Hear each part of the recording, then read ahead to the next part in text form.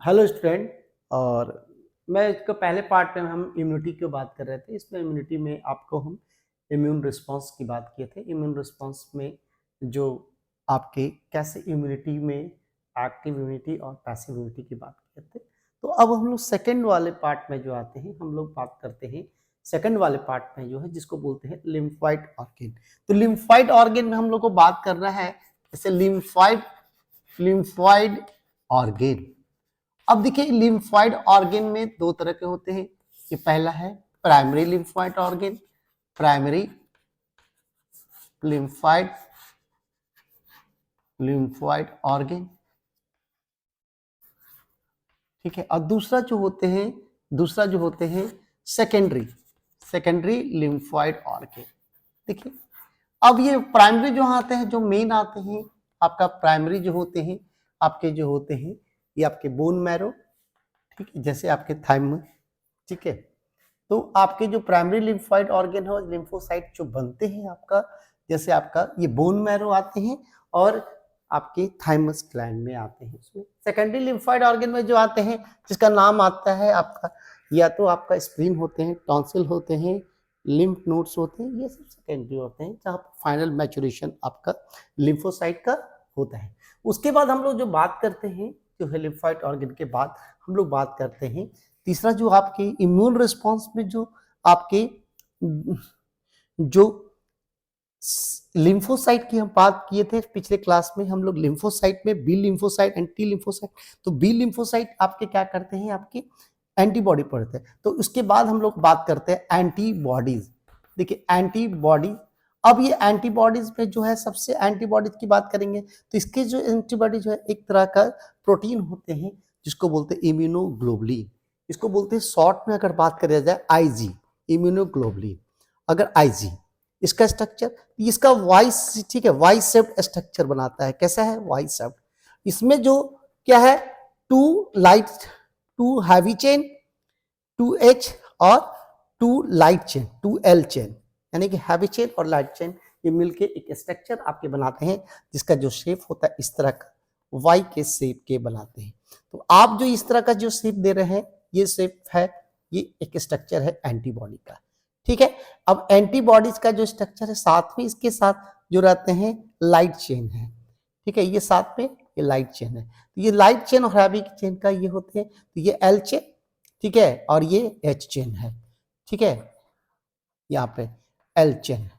और यहाँ पे एक साइट्स होते हैं जिसके जिस साइट होते हैं जिसको बोलते हैं ए बी साइट, एबीएस, ठीक है। उसके बाद जहां से रीजन जो टर्न करता है इसको बोलते हैं हिंग रीजन।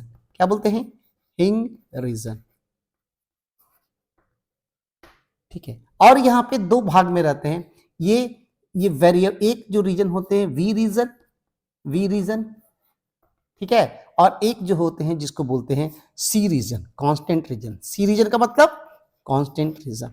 और ये दोनों जो बॉन्डिंग जो होते हैं, इसमें बॉन्ड्स आते हैं जिसको बोलते हैं एसएस बॉन्ड। क्या बोलते हैं, ये आपके बीच में जितने भी रहते हैं ये बॉन्डिंग रहते हैं S S bond, disulphide bond से रहते हैं। तो ये वाई शेप का स्ट्रक्चर आपका होते हैं। ये एल चेन जो होते हैं और वाई चेन, एल चेन का मॉलिक्यूलर वेट कम होता है करीब करीब, और ठीक है। तो एल चेन में अमीनो एसिड करीब करीब 225 या 220 के बीच में अमीनो एसिड का बना होता है, ये 450 अमीनो एसिड का बना होता है। तो ये वाई चेन और ये चेन, तो ये एबीएल बाइंडिंग साइट होते हैं। तो ये आपके जो एंटीबॉडीज के स्ट्रक्चर हैं उसमें, और वी लाइट रीजन और रीजन के जो टर्मिनल साइड होते हैं जो आपके बोलते हैं, ठीक है, एक एन टर्मिनल सी टर्मिनल होते हैं दोनों, क्योंकि इस तरह के एमिनो एसिड का चेन होते हैं, एन टर्मिनल सी टर्मिनल। तो ये आपके यहाँ पे एंटीबॉडीज के स्ट्रक्चर आपके यहाँ पे ऐसा ये स्ट्रक्चर है। इसमें अगर हम लोग टाइप्स बात करेंगे तो ये टाइप्स की बात करेंगे, एंटीबॉडीज के टाइप्स, ठीक है। तो टाइप्स में पहला जो टाइप्स है IgG, दूसरा IgA, तीसरा IgM, चौथा IgE, और पांचवा जो है IG आपके D है। तो सबसे जो मेजोरिटी सर्कुलेट करता है 80% करीब करीब IgE करता है। उसके बाद जो आपके करते हैं IgA, ठीक है। आईजीजी ऐसा है, मोनोमरिक फॉर्म में रहते हैं, सिंबल वाई शेप स्ट्रक्चर होते हैं, यही ऐसा है जो प्लासेंटा को क्रॉस करता है, यही है। ठीक है। दूसरा आईजीए जो है आपका ऐसा है जो आपके ब्लड से क्या होते हैं, बाहर आ जाते हैं, एक्स्ट्रा सेलुलर एक्टिविटीज में आते हैं, बाहर आते हैं, टीयर्स में आते हैं, हमारे म्यूकस में आ जाते हैं, नेजल रेस्पिरेटरी एरियाज में आ जाते हैं। ये आपका हैवी चेन होते हैं, पेंटामियर शेप में होते हैं, और आईजीए जो एलर्जिक रिस्पॉन्स के थ्रू निकलते हैं। तो ये आईजीडी का अभी अननोन है, लेकिन ये माना जाता है कि बी सेल के आपके स्टिमुलेशन में मदद करते हैं। ये आपके टाइप्स हैं, मेजोरिटी उसके बाद ऐसे ऐसे करके आपका मेजोरिटी आपका दिया गया है, सबसे ज्यादा आईजीजी होते हैं। तो ये आपके टाइप्स हो गए। उसके बाद कुछ कुछ जो होते हैं इसके फंक्शन होते हैं, कैसे काम करते हैं। तो फंक्शन में एक नाम आता है जिसका नाम होता है एग्लूटिनेशन, एग्लूटिनेशन। इसमें एंटीबॉडी और एंटीजन जो है चिपक जाते हैं, एग्लूटिनेट करते हैं। ठीक है। उसके बाद दूसरा होता है क्लम्पिंग, इसमें बोलते हैं। दूसरा नाम होता है प्रेसिपिटेशन। ठीक है, प्रेसिपिटेशन। इसमें क्या करते हैं, एंटीजन एंटीबॉडी एंटीजन क्या करते हैं, डिसॉल्व कर देते हैं। उसके एक तीसरा जो नाम आता है ऑप्सनाइजेशन, ओपी, ऑप्सिनाइजेशन, ऑप्सिनाइजेशन। इसमें एक ऑप्सिन नामक प्रोटीन बनता है जिसके कारण फेगोसिटिक प्रोसेस को स्टार्ट करके ये डायरेक्ट आपका जो मैक्रो होते हैं वहां से आपको जो माइक्रोब्स को होते हैं उसको इनगल्फ करने पे, फेगोसाइटाइज करने के लिए होते हैं। तो ये प्रोसेस से कुछ होते हैं आपके कॉम्प्लीमेंट सिस्टम भी काम करता है, जिसके कारण से आपके इस तरह से एंटीजन एंटीबॉडी का रिएक्शन करा के करते हैं। तो ये पूरा एंटीबॉडी के बारे में इतना जानना है। तो हम लोग एंटीबॉडीज के जो है एक तरह का प्रोटीनस स्ट्रक्चर होते हैं, आईजी होते हैं, वाई शेप और लाइट चेन और होता है, ये इसके कैसे बना हुआ है और इसमें आपका है। और इसी एंटीजेंस का दूसरा जो आप लोग हम लोग जानना पढ़ना रहता है जिसका नाम है एंटीजेंस। दूसरा जो नाम हम लोग जानना पड़ता है, क्या नाम जानता है, एंटीजेंस। अब एंटीजेंस भी ये क्या हो सकता है कि it might be the some proteins structure हो सकते हैं, हो सकता है कि ये दूसरा जो हो सकते हैं कि इसमें जो एंटीजन जो होते हैं, एंटीजन जो होते हैं ये कहाँ से, माइक्रोब्स के द्वारा सिक्रेटेड होते हैं, ये केमिकल्स हैं जो आपके जर्म्स के द्वारा निकलते हैं। ये तो अब ये जो ये केमिकल्स होते हैं इसमें जो कुछ होते हैं, करीब इसका मॉलिक्यूलर वेट करीब करीब 6000 से 10,000, 6000 से करीब इसका रेंज बहुत ज्यादा होता है, डाल्टन में यूनिट में होते हैं।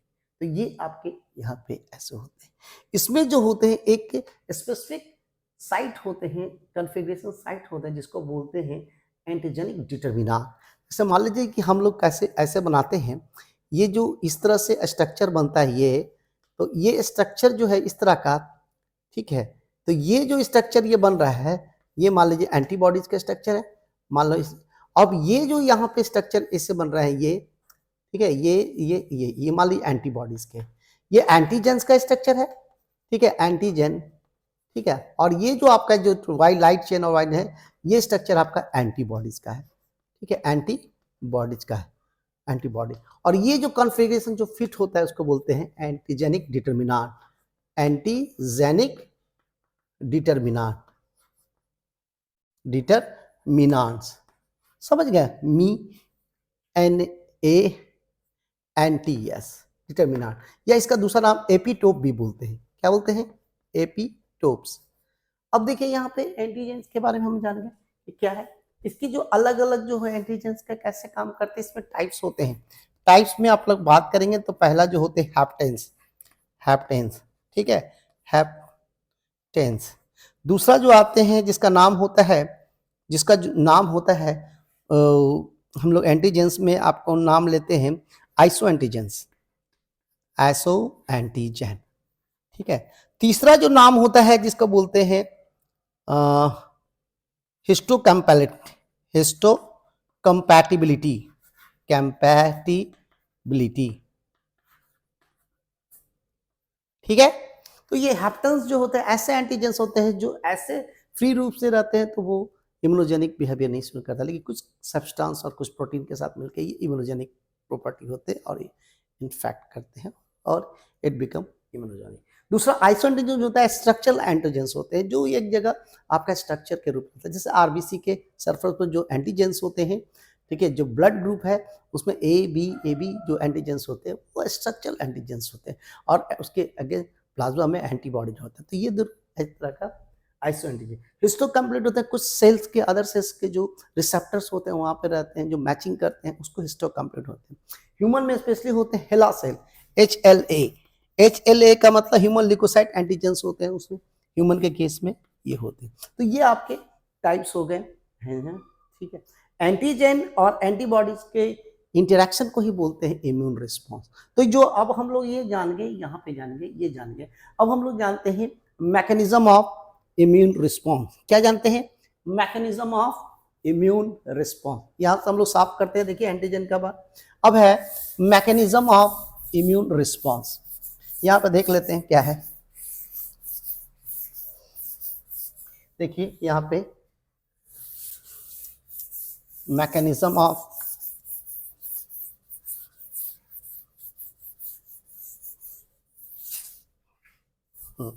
देखिए अब हम लोग इसका इम्यूनिटी या इम्यून रिस्पॉन्स का मैकेनिज्म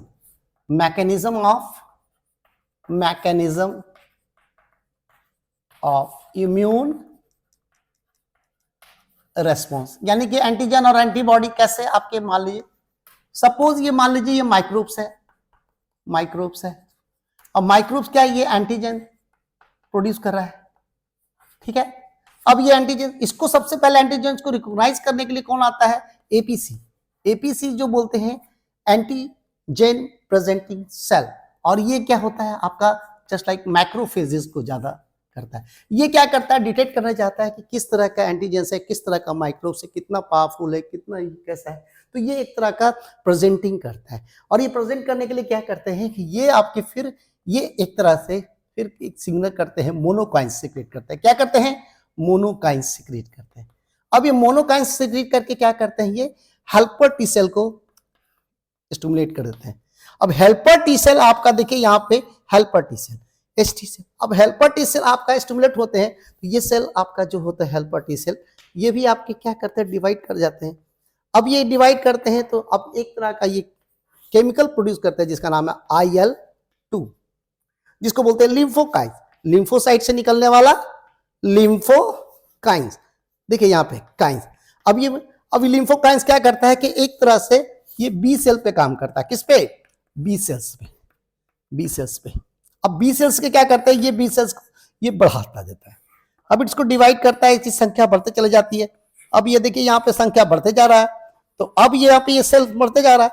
अब बढ़ते जा रहा है तो क्या करेगा, ये बी सेल का है, तो ये बी सेल्स का है, तो ये बी सेल्स का क्या हो रहा है यहाँ पे? मल्टीप्लीकेशन, यानी इसकी संख्या मल्टीप्लीकेशन।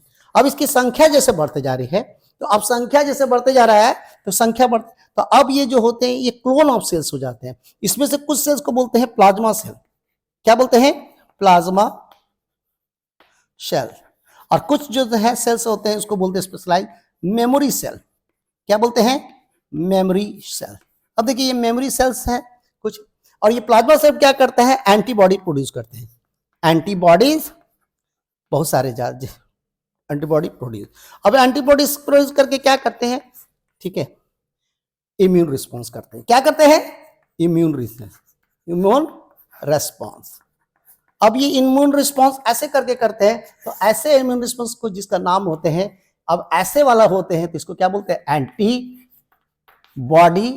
मेडिएटेड, एंटीबॉडी प्रोड्यूस करके मेडिएटेड इम्यून रिस्पॉन्स, ठीक है। या ह्यूमरल बोलते हैं। क्या बोलते हैं? Humoral response. तो यहां पे एक प्रोसेस ऐसे काम कर रहा है। तो this is the process of how the, ठीक है, immune response takes place. So for one of the immune response, when the microbes enter into the body, they secretes a chemical antigens. So first it is recognized and encoded by the specialized cell called macrophage cell, which is also called the APC. So then the APC get activated to produce another chemical called monokine, which act on the one of the specialized cell of lymphocyte, helper T cell. So helper T cell get activated and divide itself and produce the a certain chemical, that chemical is called IL-1 or lymphokine, which act on the B cell. B cells get activated and get differentiated to form the many cells. So this is the clone of cells. One of the cell is called plasma cells and another one is memory cell. So plasma cell produce more and more antibody and act on the antigen. So this is process of the antibody mediated, where the antibody produce and mediate the immune response. This is also called the humoral immune response. Another response also takes place by the ST cells. So here is also IL-2. So IL-2 interleukin. So IL-2 again act on the another cell is called, इसको बोलते हैं यहाँ पे, इसको बोलते हैं आपका cytotoxic cell. Cytotoxic cell. अब ये साइटोटॉक्सिक सेल है, ये भी सेल इसको बढ़ाते चले जा रहे हैं, इसकी संख्या बढ़ते जा रहे हैं. अब ये संख्या इसकी देखिए यहाँ पे बढ़ते चले जा रहे हैं, ये भी इससे डिवाइड होते जा रहा है. अब ये जो साइटोटॉक्सिक सेल्स है ये और पावरफुल हो रहा है. इस सेल्स को बोलते हैं natural killer cell. Natural killer cell, NKC. अब ये नेचुरल किलर सेल हो गया और उसमें भी कुछ ये मेमोरीज वाला सेल होता है, टी मेमोरी सेल, और वो वहां का बी मेमोरी सेल. ये अब नेचुरल किलर सेल क्या करता है कि ये एंटीबॉडी नहीं प्रोड्यूस करेगा. नेचुरल किलर सेल क्या करेगा, डायरेक्ट अटैक माइक्रोब्स या direct attack microbes or pathogens. So this is the another method of the cell response. This is called cell mediated, where the helper T cells which secrete subchemical and activate the cytotoxic cells and get activated cytotoxic cell get divide and produce more and more cells. So this is one of the cell and it become more powerful cells, that is called natural killer cell, which that attack directly to the foreign invader cells or germs, micro. So this is the mechanism. How the immune system, our immune system work in proper manner by the entry of the pathogens, germs. Right? So there is the immune response, and inside our body which contain the immunogenic cell and cell which involve in the immune response in proper manner. So आज तक का हम लोग यहीं तक रखते हैं. ठीक है, इसमें पूरा इम्यून सिस्टम हमारा आ जाता है. होप आप लोगों को अच्छा लगा होगा, आप तो समझ में आए होंगे. मैकेनिज्म बताया हमने, एंटीबॉडीज बताए, टाइप्स ऑफ एंटीबॉडीज बताए, एंटीबॉडीज कैसे काम करता है ये बताया, एंटीजेंस बताए, एंटीजेनिक हम लोग एपिटोप्स के बारे में जाने, डिटर्मिनेंट्स बोलते हैं और टाइप्स भी बोलते हैं जिसमें हैप्टेन आते हैं या आइसोएंटीजेंस और हिस्टोकम्प्लेटिव होते हैं. तो ये पूरा एक कंप्लीट इम्यून रिस्पॉन्स हमने 2 लेक्चर में खत्म किया. ठीक है, होप आप लोग को अच्छा हो. ठीक है, यहीं तक रखते हैं. Thank you.